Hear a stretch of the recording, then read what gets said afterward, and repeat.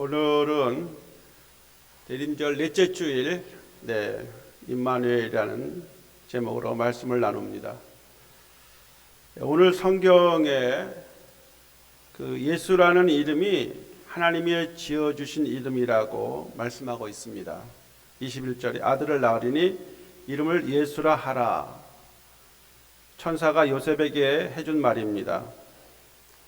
그리고 이 탄생하신 아기에 대해 임마누엘이라고도 했습니다. 임마누엘. 23절 보라 처녀가 잉태의 아들을 낳을 것이요 그 이름은 임마누엘이라 하리라 말씀합니다. 자, 이렇게 탄생절에 탄생하신 아기에 대하여 성경은 예수라는 이름과 임마누엘이라는 두 가지 이름을 사용하고 있습니다. 성탄절을 맞는 우리는요, 이 땅에 태어난 이 특별한 아기의 이름을 통해서 이렇게 성탄에 나신 예수님이 과연 누구이신지 알아야 하고요. 또 그래야 성탄절을 제대로 맞이할 수가 있습니다. 자, 예수와 이 임마누엘, 우리가 너무 자주 사용하는 말이지만 다시 한번 이 성탄절을 앞에 두고 우리가 이 말씀의 의미를 깊이 새겨봄으로 정말 예수님이 우리에게 꼭 오셔야 할 분인 것을 알게 된다는 사실입니다. 예수와 임마누엘은 무슨 뜻일까요? 예수 이름의 뜻은 예수님이 죄인의 구주라는 뜻입니다. 예수님의 이름의 뜻이 죄인의 구주, 구세주라는 말씀이죠. 자, 그래서 예수라는 이름은 우리의 구원과 관계가 있는 이름입니다. 예수라는 뜻 자체가 우리를 우리의 죄에서 구원하실 분이란 뜻입니다. 예수는 구원할 자라는 말씀 외에 다른 뜻은 없습니다. 자, 예수님을 잉태한 처녀 마리아는 요셉과 약혼은 했습니다마는 아직 동거하지 않은 상태 속에서 정조를 지키고 있는 이런 상황입니다. 그런데 처녀가 잉태했다고 하니까 마리아도 놀랬고 또 마리아 약혼한 요셉도 놀랐습니다.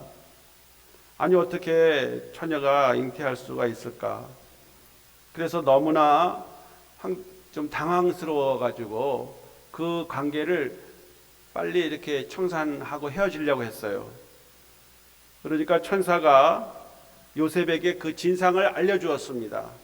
하나님의 사자는요, 요셉에게 마리아가 잉태된 것은 성령으로 된 것이기 때문에 걱정하지 말라.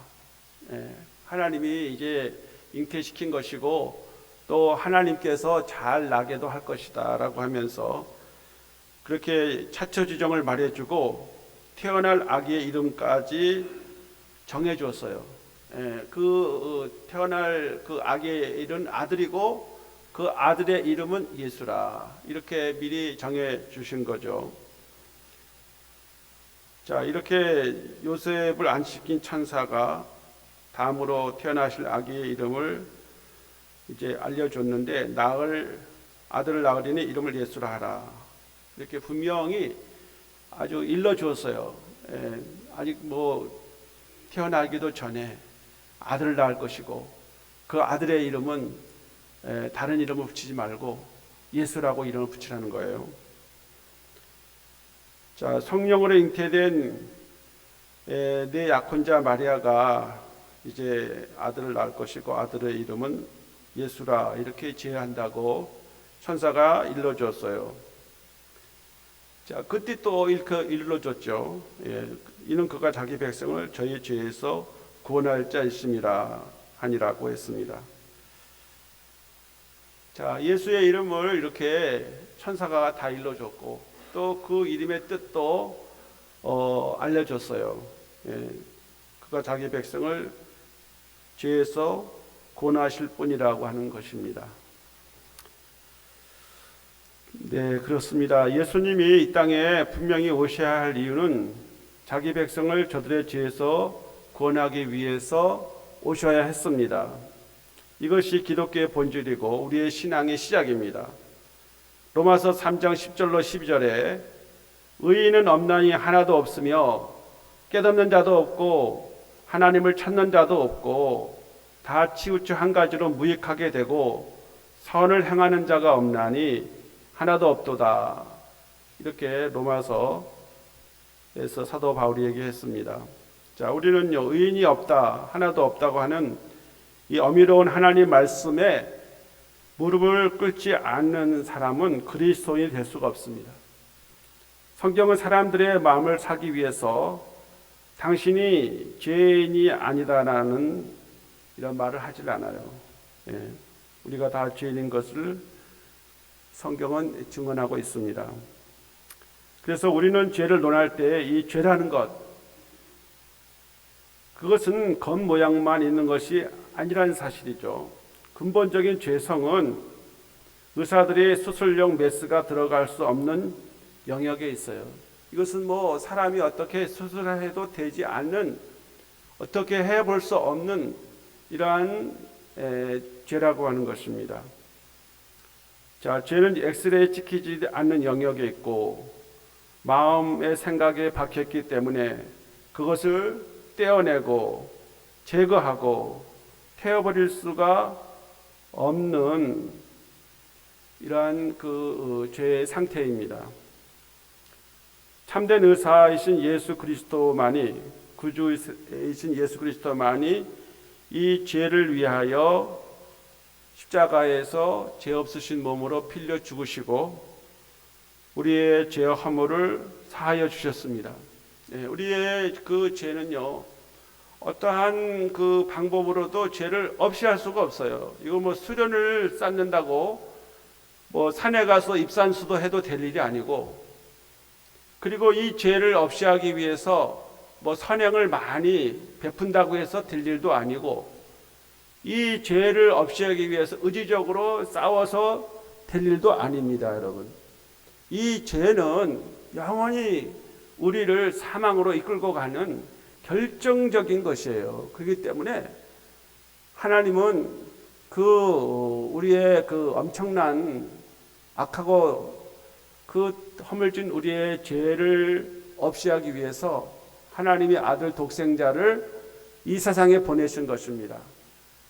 그리고 예수님께서 그의 짧은 33년의 생애 가운데에 십자가에 필려 죽으시고, 그리고 이제 죽은 지 3일 만에 장사 지낸 바 되었지만 다시 부활하시고 우리에게 그 예수님이 십자가에서 흘린 그 피가 짐승의 피로 죄를 속죄했지만은, 그러나 이제는 온 인류의 죄를 한 번에 단번에 속죄하기 위해서 예수님께서 골고다 언덕에 오르시고 그의 고귀한 보혈의 피를 우리에게 흘려주신 것입니다. 자, 그래서 우리는 이러한 예수님이 나의 죄를 위해 죽으셨다라고 하는 사실을, 그걸 믿어야 되는 거예요. 뭐 그건 어떻게 믿으라고 우리가 이렇게 권유하고 믿으십시오라고 예수님 믿으라고 말할 수밖에 없어요. 그래서 그 자신이 자기의 죄를 고백하면서 나는 정말 죄인입니다 라고 이렇게 고백을 해야 하나님께서 그 죄를 예수님의 보혈의 그 십자가의 피로서 사해 주시는 거예요. 그래서 우리는 죄를 고백해야 합니다. 죄 용서를 받아야 됩니다. 그러면 하나님의 은혜로 구원을 받습니다. 이 구원이 참 추상적인 거예요. 그러지 않습니까, 여러분? 구원 받았다. 뭐 나 구원 받, 너 구원 받았네. 우리 모두 다 구원 받았네. 이렇게 뭐 찬양을 하지만은 참 이게 구원이라는 게 저는 생각하면 막연한 것 같아요. 그런데 실제로 말이죠. 이 구원 받으면은 우리의 삶에 변화가 찾아와요. 실생활에서 우리 구원이 체험되어진다는 것입니다. 하나님이 우리의 죄를 용서해 줬다라고 하는 것은 무엇으로 알 수 있습니까? 우리의 죄를 성령이 우리의 죄를 도말해 주시면서 십자가의 피로 사해 주시면서 마음의 평안과 기쁨을 주세요.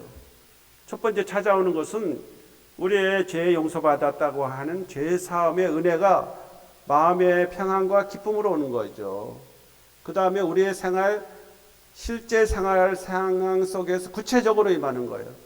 내가 뛰어넘을 수 없는 그러한 그런 장벽이 무너지는 것이죠. 인간관계가 회복이 되는 것이죠. 뿐만 아니라 우리의 이런 악한 모든 상황들이 이것이 정말 우리가 하나님께 기도함으로 말미암아 하나님이 그러한 상황들을 개선해 주세요. 그것을 상황을 바꿔주세요. 우리의 실생활에서 우리가 이러한 구원을 삶을 일상생활에서 체험하게 되는 거죠. 그래서 하나님이 정말 우리의 죄를 용서받았다고 하는 사실은 막연한 게 아니에요. 우리의 삶의 구석구석에 구체적으로 실제적으로 임한다는 사실이죠. 예수님이 그 요한복음 10장에서 10절에 말씀한 것처럼 내가 온 것은 양으로 하여금 생명을 얻게 하고 더 풍성히 얻게 하려 하심이라. 저는 정말 그 말씀이 너무 좋아요. 우리에게 영원한 생명을 주실 뿐만 아니라 이 세상에서 주님이 우리에게 풍성한 삶을 주신다는 겁니다. 이 얼마나 큰 기쁨의 소식 아닙니까, 여러분? 자, 그래서 이 죄에 대한 해결을 위해서 예수님이 이 땅에 오셨고, 그리고 십자가에 죽으시고 살림 안에 부활하시고, 예수를 믿는 우리들에게 죄에 대해 죽고 의에 대해 사는 새 생명을 허락해 주셨습니다. 그래서 구원은 하나님의 자녀로 풍성한 삶을 누리다가 하나님께서 계신 그 나라에서 예수님과 함께 보좌에 앉게 되는 것입니다. 이것이 사실 구체적인 그 구원의 내용이에요. 그래서 구원은 누구에게나 꼭 필요한 것이에요. 예수 그리스도께서 우리의 죄를 위하여 구원하시기 위해 오셨습니다. 이것이야말로 절망 중에 있는 인생에게 절대의 희망입니다. 다시 찾아오시는 성탄절을 맞이하여 이 예수님을 나의 구주로 믿고 의지하며 소망하며 살아가는 축복의 은혜가 우리 모두에게 함께할 수 있기를 간절히 소망합니다.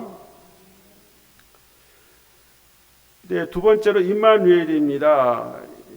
임마누엘은 하나님이 이제 마리아의 그 남편 요셉에게 가르쳐 준 말이지만 이 임마누엘이라는 것은요, 예수님이 하나님이시다라는 말씀입니다. 그래서 임마누엘이라는 하나님이 우리와 함께 계시다는 말입니다. 이 마태는 예수님의 탄생을 예언의 성취라고 말했습니다. 이사야 선지자가 주전 700년 전에 구세주의 탄생을 예언했습니다. 그리고 마태는 바로 이 이사야 선지자의 예언을 인용하고 있어요. 이사야에서 7장 14절, 예수님이 다시 탄생하기 전 약 750년 전에 이사야 선지자가 이사야서 7장 14절에서 예언했습니다. 그러므로 주께서 친히 징조로 너희에게 주실 것이라. 보라, 처녀가 잉태하여 아들을 낳을 것이요 그 이름을 임마누엘이라 하리라고 했습니다. 자, 이 구약의 예언 중에 이미 구원자의 인격이 예언되어 있습니다. 그것은 임마누엘이라는 호칭 속에 있습니다. 자, 임마누엘이란 마태가 설명하듯이 하나님이 우리와 함께 계시다는 뜻입니다. 이 말씀은 하나님께서 사람 가운데 계시다는 것입니다. 하나님께서 친히 사람들 가운데 사시면서 도와주시려고 인간 세상에 오셨다는 것입니다. 예수님이 태어나신 성탄은요, 이사야 예언하던 대로 임마누엘 예고의 성취인 것입니다. 자, 그렇습니다. 이 땅에 오신 예수님은 임마누엘이십니다. 임마누엘의 주님. 어떤 분이 저에게 카드를 보냈는데 찬양하라 임마누엘 이렇게 한 달 전 집에 보냈어요. 임마누엘을 찬양해야지. 하나님이 우리와 함께 하시는 것처럼 이런 것보다 더 좋은 것이 어디 있겠나. 여러분, 부모님이 여러분과 함께 할 때 얼마나 마음이 든든합니까? 부모님이 늘 사랑을 베풀어 주시죠. 염려해 주시죠. 부모님 보통 하는 말이 뭡니까? 길 조심하라. 아니, 한두 살 먹은 어린애입니까? 길 조심하라 하지요. 밥은 잘 먹었느냐 묻죠. 뭐 만날 때마다 별일 없냐 이렇게 물어주시죠. 무슨 문제가 있으면은 부모님이 늘 기도해 주시잖아요. 이게 부모님이 오래 장수한다는 것은 자녀들에게 큰 축복입니다, 여러분. 부모가 염려해 주잖아요. 사랑해 주잖아요. 그 부모님이 기도해 주시잖아요. 그랬기 때문에 자녀들이 잘 되는 거예요. 그래서 노인이 계셔야 교회 집안이 평안하다 그렇게 얘기해요. 그 노인이 가정을 두루 살피면서 기도해 주잖아요. 사랑을 베풀어 주시잖아요. 그러니까 여러분, 하나님은 그거 이상이에요. 우리 부모가 옆에 계시는 것보다 더 우리를 지극히 사랑하시고 염려해 주시고, 우리에게 무엇이 필요한가 보살펴 주시고, 그것이 필요하면 채워주시고, 그러하신 분이 우리 주님이신데, 하나님이신데 그 하나님이 우리와 함께 해 주시겠다는 겁니다. 이사야 선지자가 활동하던 당시는요, 세계 최강의 군대를 가진 바벨론이 쳐들어오는 풍전등화와 같은 현실을 마주하고 있었어요. 이스라엘 백성들이 얼마나 두려워하고 떨었습니까? 이 강대국 바벨론이 작은 나라들을 지금 제압하고 다 그런 나라들을 지금 패망시키고 있는 거예요. 이제 이스라엘 나라에게 그 위협이 다가오고 있어요. 자, 그럴 때 얼마나 그들이 두려워했겠습니까? 그러나 이사야서 41장 10절에 보면 하나님께서 이사야 선지자를 통해 말씀합니다. 두려워하지 말라. 내가 너와 함께함이라. 놀라지 말라. 나는 네 하나님이 됨이라. 내가 너를 굳세게 하리라. 참으로 너를 도와주리라. 나의 의로운 오른손으로 너를 붙들리라. 이렇게 말씀해요. 놀라지 말라. 내가 너와 함께함이고, 두려워하지 말라. 내가 너와 함께하고 놀라지 말라. 나는 너의 하나님이 된다는 거예요. 이 말씀이 너무 좋아요, 여러분. 이 이사야 41장 10절, 정말 이 말씀이 이스라엘 사람들에게는 한 줄기의 빛입니다. 그들의 상황은 지금 강대국 앞에서 풍전등화와 같이 언제 그 나라가 망할지도 모르는 이러한 불안한 세태의 상황 속에 있는데, 이사야 선지자가 두려워하지 말라. 내가 너희들과 함께 하겠다. 내가 너희들을 도와주겠다. 굳세게 하겠다. 나의 의로운 오른손을 붙들러 주리라 말씀합니다. 저는 참 이 말씀을 좋아해서요, 제가 손으로 써가지고 제 눈의 높이에 있는 책꽂이 옆에다 이렇게 적어놨어요. 붙여놨어요. 그리고 늘 그걸 보죠. 제가 혼란스러울 때가 있어요. 혼란스러울 때가 있는데, 그럴 때 제가 그 말씀을 봐요. 그렇지. 주님이 함께 한다고 했는데 무엇을 내가 두려워하고 혼란스러워할 게 뭐가 있냐. 하나님이 도와주신다고 했는데, 하나님이 굳세게 하겠다고 했는데, 의로운 오른손으로 붙들어 주신다고 했는데, 저 말씀대로 될 거 아니냐. 제가 이 다리를 쭉 뻗고 근심 걱정 없이 그냥 잠에 떨어집니다, 여러분. 여러분, 저만 그렇게 했습니까, 여러분? 여러분도 마찬가지예요. 여러분이 지금 어떠한 상황에 놓인지 여러분 외에 누가 알겠습니까마는, 주님이 임마누엘 우리가 함께 하신다는 것처럼, 그것처럼 우리에게 좋은 일이 어디 있습니까? 이스라엘 백성들이 지금 이방 민족의 바벨론에게 핍박을 받고 있고, 그들이 숨쉬고 살아왔던 나라가 빼앗게 하는 그 고통과 슬픔을 이겨나갈 수 있는 힘이 어디에 있습니까? 하나님이 그들과 함께 해준다는 임마누엘의 예언의 말씀을 듣고 그들의 힘을 얻고 그들의 처한 고난과 역경을 이겨나갈 수가 있었던 것입니다. 예수님이 이 땅에 오실 때 이스라엘 민족은 로마 지배를 받고 있었습니다. 마태가 이 말씀을 할 때에 이스라엘 나라는 이 로마의 지배하에 시민 상태에 있었어요. 바벨론의 포로로 끌렸다가 70년 만에 다시 돌아오기는 했습니다마는 그 후에도 그들은 제대로 정신을 차리지 못했습니다. 또다시 로마의 침략을 받아 나라를 빼앗기고 로마 황제의 잔혹한 지배를 받게 되었어요. 그리고 많은 세금을 그들이 내야만 했습니다. 뿐만 아니라 그들의 종교 지도자들, 율법 학자들, 바리새인들, 사두개인들, 이런 사람들은 국민을 생각한 것이 아니라 로마 황제나 유다에 파견된 총독 빌라도의 눈치를 보는 데에 급급했어요. 국민들은 안중이 없어요. 그러므로 일반 백성들은 마음에 둘 것이 없었습니다. 그렇게 고통을 받고 있는 백성들에게 바라고 바라는 것이 있다면은 바로 구원자가 오시는 것입니다. 백성들은 구원자를 기다렸습니다. 힘들고 힘들수록, 고통을 당하면 당할수록 그들이 당하고 있는 모든 고통으로부터 그들을 구원해줄 구원자, 메시아를 기다렸던 것입니다. 자, 마침내 그 구원자이신 예수님께서 이스라엘에게 오셨던 겁니다. 한 줄기의 빛이 그들에게 비쳤습니다. 바라고 바랬던 구원자, 기다리고 기다렸던 임마누엘의 메시아가 유대 땅 베들레헴에 탄생하게 되신 겁니다.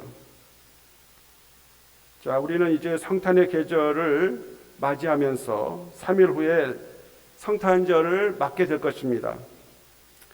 자, 성탄절은 매년 맞이합니다.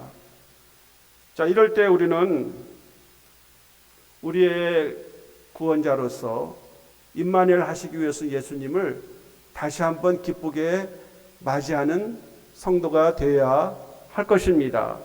할렐루야. 이 다시 오시는 예수님은 아주 멀리 계시는 분이 아니라는 거예요. 굉장히 우리가 현실적으로 느껴지지 않을 수가 있어요. 그러나 예수님이 이 땅에 오셨다가 가시면서 아주 귀중한 말씀을 했습니다. 요한복음 14장 16절로 18절에 말씀하셨습니다. 내가 아버지께 구하겠으니 그가 또 다른 보혜사를 너희에게 주사 영원토록 너희와 함께 있게 하리니 그는 진리의 영이라. 세상은 능히 그를 받지 못하나니 이는 그를 보지도 못하고 알지도 못함이라. 그러나 너희는 그를 아나니 그는 너희와 함께 거하시며 또 너희 속에 계시겠습니다. 내가 너희를 고와 같이 버려두지 아니하고 너희에게로 오리라. 이렇게 말씀하셨어요. 자, 예수님은 우리를 고와 같이 버려두지 않고 먼저 다른 보혜사이신 성령님을 보내주셨어요. 그리고 우리와 함께 하십니다. 여기 다른 보혜사, 이 보혜사는요, 예수님과 같으신 동일한 분이에요. 예수님이 어디든지 계실 수 없기 때문에 다른 보혜사, 이 보혜사라고 하는 이 말은 부모와 같은 것이고 또 우리와 늘 함께 하실 수 있는 분이에요. 우리의 어떤 여러 문제에 대해서 상담도 해주시고 우리에게 지혜도 주시고 우리의 모든 상황에 대해서 우리의 나가야 할 길을 성령님이 그 길을 비춰주기도 하세요. 이 보혜사가 누구냐면은 예수 그리스도께서 보내신 다른 영이신 겁니다. 예수님의 영이에요. 그래서 우리가 예수 그리스도를 믿음으로 말미암아 성령께서 우리에게 임하시는 겁니다. 그래서 우리와 함께 하십니다. 예수님은 이 땅에 계시는 마지막 순간에 볼지어다 내가 세상 끝날까지 너희와 항상 함께 있으리라 말씀하셨습니다. 예수님이 마태복음 마지막 28장 20절에 너희는 가서 모든 족속 제자로 삼아 아버지와 아들과 성령의 이름으로 세례를 주고 내가 너에게 부탁한 모든 말씀을 그들에게 지키게 하라. 볼지어다 내가 세상 끝날까지 너희와 항상 함께 있으리라 하시니라. 이렇게 말씀을 했어요. 정말 이 말씀이 우리에게 큰 힘이 되고 위로가 됩니다. 리빙스턴이라는 이런 선교사는 이 아프리카를 이제 종단하면서 말이죠. 복음을 전했어요. 이분이 마지막까지 복음을 전할 수 있었던 것은 그 힘의 원천이 마태복음 28장 20절에 나온 대로 세상 끝날까지 내가 너희와 항상 함께 있을 것이다 라고 하는 이 말씀에 의지해서 그는 조금도 흐트러짐이 없이 끝까지 자기의 생명을 내어놓고 선교해서 예수님의 구원의 복음, 진리의 말씀을 증거할 수가 있었습니다.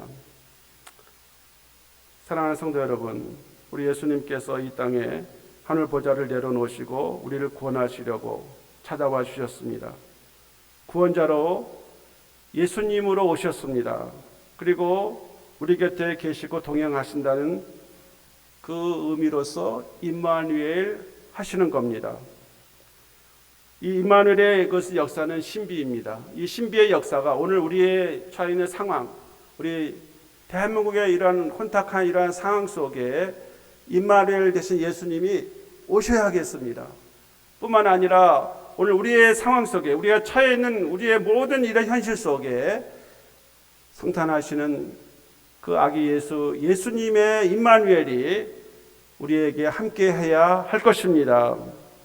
오늘 임마누엘의 믿음으로 승리하고 성장하는 우리 교회와 모든 성도들이 되시기를 축복합니다. 기도합니다. 하나님 아버지 감사합니다. 오늘도 우리에게 예수님은 우리의 구원자로 구세주로 오셨고, 그리고 예수님은 임마누엘로 우리와 함께 하시기 위해서 오셨습니다. 그 예수 그리스도의 구원의 은혜를 자기의 백성에게 허락해 주십니다. 우리의 죄를 깨닫고 진정으로 회개할 때 하나님은 우리를 하나님의 자녀로 삼아 주십니다. 그의 하나님의 성민으로 삼아 주십니다. 뿐만 아니라 이 땅에 살아가는 동안 우리로 하여금 풍성한 삶을 살게 해주시고 이 세상 떠나갈 때 우리 하나님의 나라 예수님의 보좌 우편으로 그 보좌에 함께 앉게 해 주십니다. 하나님 아버지, 오늘 우리의 상황 속에 임마누엘 예수여 오시옵소서. 이 나라의 민족의 처한 상황 속에 임마누엘의 주님이 오시옵소서.